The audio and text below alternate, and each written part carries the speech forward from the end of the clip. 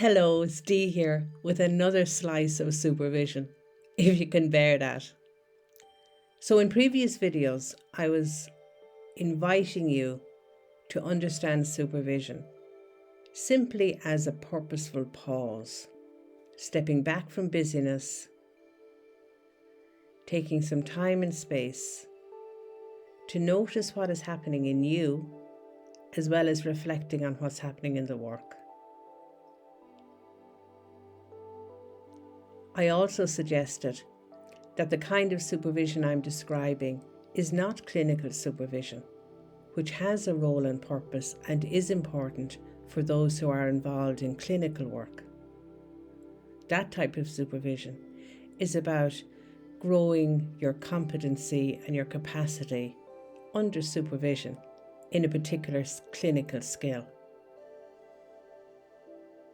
I also suggested that the kind of supervision I'm describing here is not line management. Very often, in overstretched, under-resourced human services, instead of offering holistic supervision, we fall back into overemphasizing the line management function. And this does not give you space to press the pause button, to notice what is happening in you, to reflect with freedom on what's happening in the work, and to learn from that. So if it's not clinical supervision, or it's not line management, it's pausing with intention.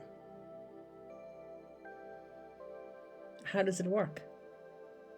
What exactly is the supervision Dee is speaking of? Well, today I want to throw another couple of words into the mix.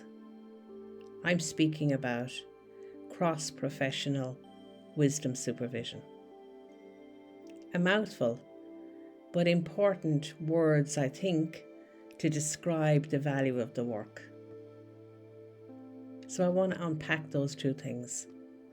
Cross-professional wisdom. Cross-professional simply means that I'm not the expert in your profession.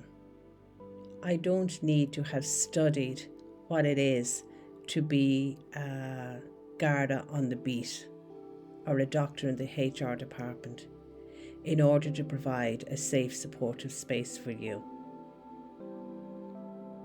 There's one expert in the room when we do supervision, and it's not me. You're the expert in your area of work. Kind of reminds me of when I was a younger woman and my work focused very much on facilitating groups. I'm still a facilitator, and I think a really good one. But in the early days, I thought I had to understand the organisation, the company, the roles, everything about it before I could facilitate a troubleshooting or a planning or a strategic meeting.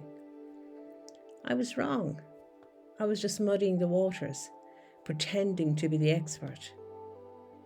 So in a way, this cross-professional element of supervision really allows me to operate from my zone of genius and not pretend that I know what it is to be a HR manager or an ER doctor or a Garda on the beat or a family resource worker or a team lead in a disability organisation.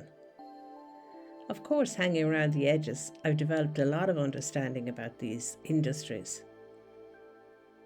But the expert is the other person in the room.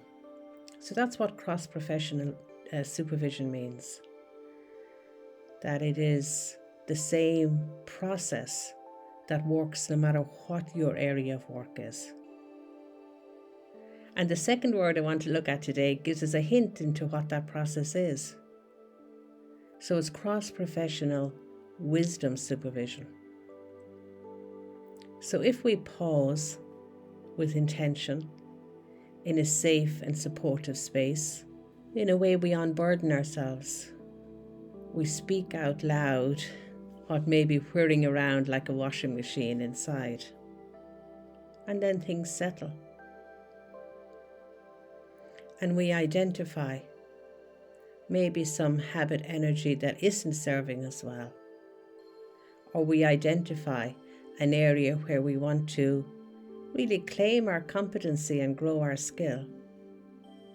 Or we reflect on a particular situation that has caused us some pain or grief or guilt, and we learn from that. So in that speaking things out, or sometimes even being silent in a safe and supportive space, we actually get in touch with our own inner wisdom. So that's the second element that's so important in this supervision. It's cross-professional wisdom supervision. In the next video, I'll say what Dee Hennessy or any supervisor in that space might bring to the party. I'm not the expert.